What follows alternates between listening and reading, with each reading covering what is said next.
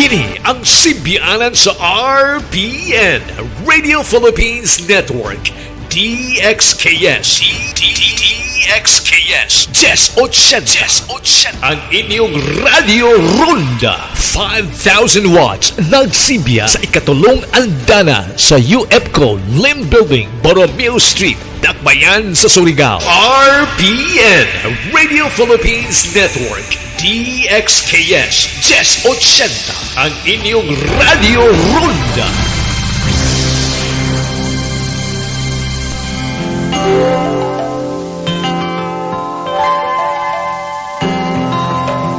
Kinaiyahan, bililhong gasa gikan sa kahitasan, salamin sa gahomong grasya sa Diyos nga magbubuhat, naghatag og katahom sa atong kalibutan, tinubdan sa tanang matang sa kinabuhi.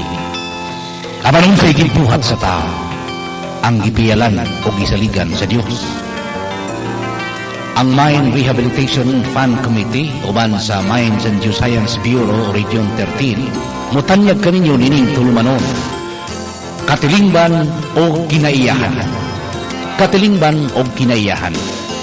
Dinhihisgutan ang nagkadayang kalihukan sa MGB o sa MRFC ingon man sa mga mining communities alang nga sa pag-amping sa gasa sa kinaiyahan o ang kaakuhan sa katilingban.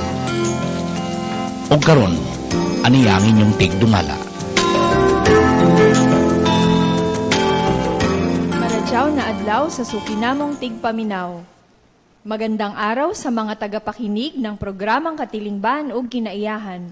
Ako po ang inyong lingkod na si Marie Penelope E. Fang ng Mines and Geosciences Bureau Regional Office No. 13. Malugod na pagbati po kay MGB 13 OIC Regional Director Engineer Larry M. Herades at sa mga division chiefs at empleyado ng MGB 13 na patuloy sa paghahatid ng serbisyo publiko at pagpapatupad ng responsableng pagmimina. Pagbati rin po sa lahat ng mga mamamayan na kabilang sa industriya ng pagmimina sa Caraga Region. Hangad namin ang mga pagpapala ng araw na ito para sa inyong lahat. Nawa ay patuloy kayong makibahagi sa kaunlaran ng industriya at ng sambayanang Pilipino. Binabati rin po namin ang mga residente sa mga mining communities. Magandang araw po sa inyong lahat. Pagbati rin po sa lahat ng mga partner agencies, local government units, civil society organizations at sectors na katuwang namin upang maipaibayo ang responsableng pagmimina at pagtatag ng mga ligtas, matatag at maunlad na komunidad. Ngayong araw na ito ay magbabahagi po ako ng mga impormasyon tungkol sa pagmimina. Ang buwan ng Nobyembre ay tinaguriang Mining Month. Ipinagdiriwang din po ng Mines and Geosciences Bureau ang 122nd founding anniversary nito sa November 29. Ang Caraga Region po ang kabisera ng pagmimina o mining capital ng Pilipinas, kaya naman mainam po na mas lalo po ninyong makilala ang industriya ng pagmimina. Mining Quick Facts. What is mining? Mining is the extraction of valuable minerals and other materials from the ground. What are the different stages of mining? Mining is composed of 4 stages. These are exploration, development and construction, utilization, commercial operation, and decommissioning, final mining stage, rehabilitation stage. What is exploration? Exploration is the process of searching for valuable minerals and quantifying them. It enables the mining company to determine whether there is a feasible deposit for mining development and production. How is mining regulated? Republic Act Number 7942, otherwise known as the Philippine Mining Act of 1995, and its revised implementing rules and regulations, DENR Administrative Order Number 2010-21, as amended, is the main legal framework regulating the mining industry. On the other hand, Republic Act Number 7076, otherwise known as the People's Small-Scale Mining Act of 1991, and its revised implementing rules and regulations, DENR Administrative Order Number 2015-03, governs small-scale mining. Are all areas open to mining activities? No. There are areas that are closed to mining.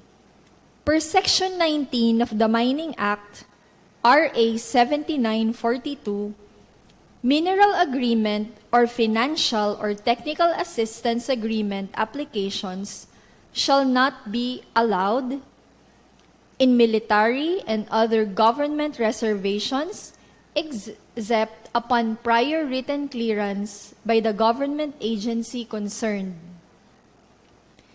Near or under public or private buildings, cemeteries, archaeological and historic sites, bridges, highways, waterways, railroads, reservoirs, dams, or other infrastructure projects, public or private works, including plantations or valuable crops, except upon written consent of the government agency or private entity concerned.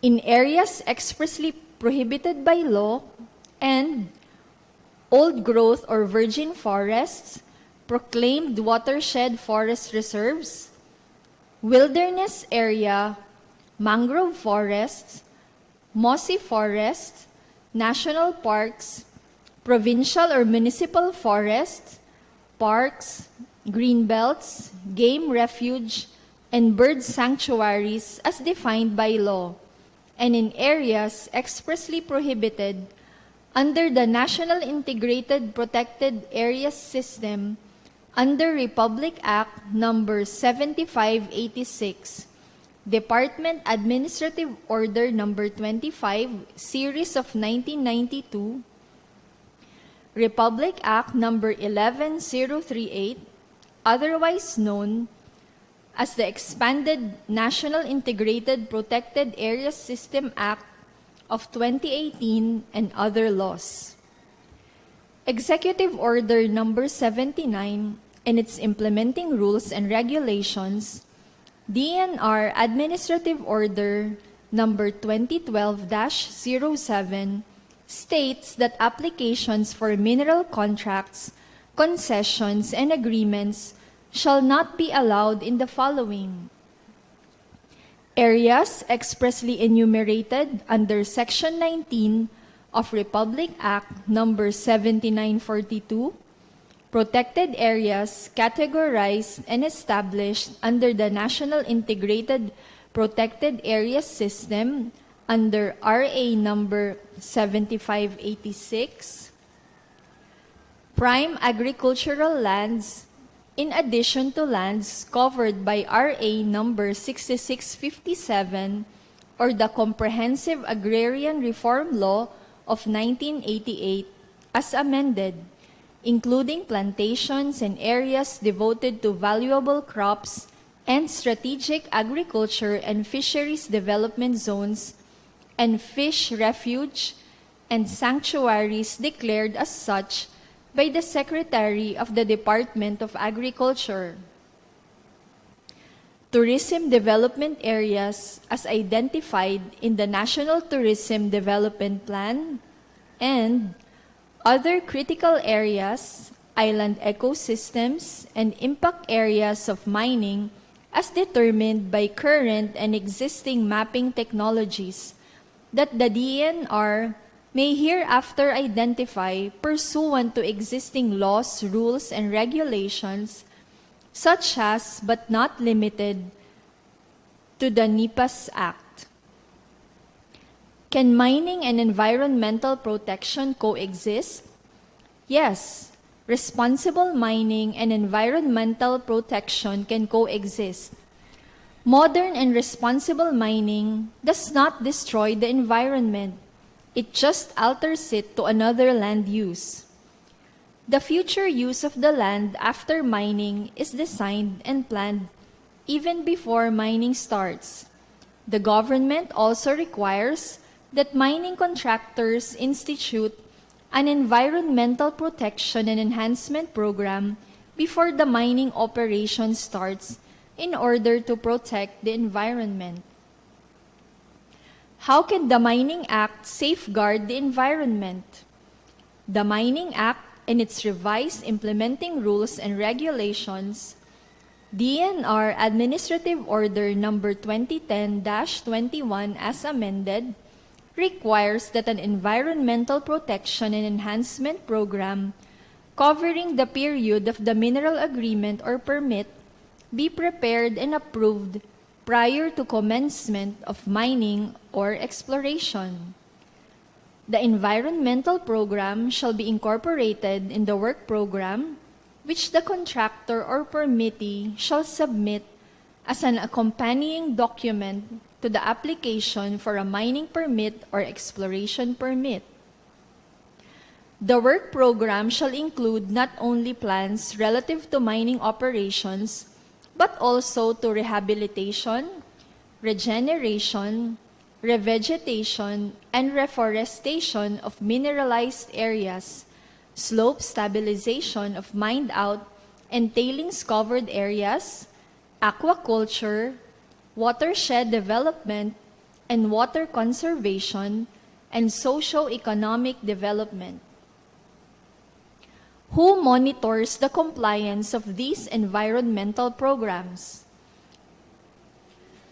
To ensure compliance of approved environmental programs, multipartite monitoring teams or MMTs are created to monitor their implementation. The expenses for such monitoring activities are charged to the monitoring trust fund that the contractor is required to set up. The MMT is composed of representatives from the environmental NGO, the affected communities, the affected indigenous cultural communities, if any, the contractor, from the DNR regional office concerned, and the representative of the Mines and Geosciences Bureau regional office as head. How are the interests of the host communities safeguarded? The Mining Act requires that the contractor shall assist in the development of its mining community, the promotion of general welfare of its inhabitants, and the development of science and mining technology. In line with these, a 5-year Social Development and Management Program, or SDMP, is prepared in consultation and partnership with the host and neighboring communities. The SDMP should be able to provide alternative livelihood opportunities for employees, their dependents, and the neighboring communities during the life of the mine. The mining company is mandated to spend at least 1.5% of the previous year's operating cost.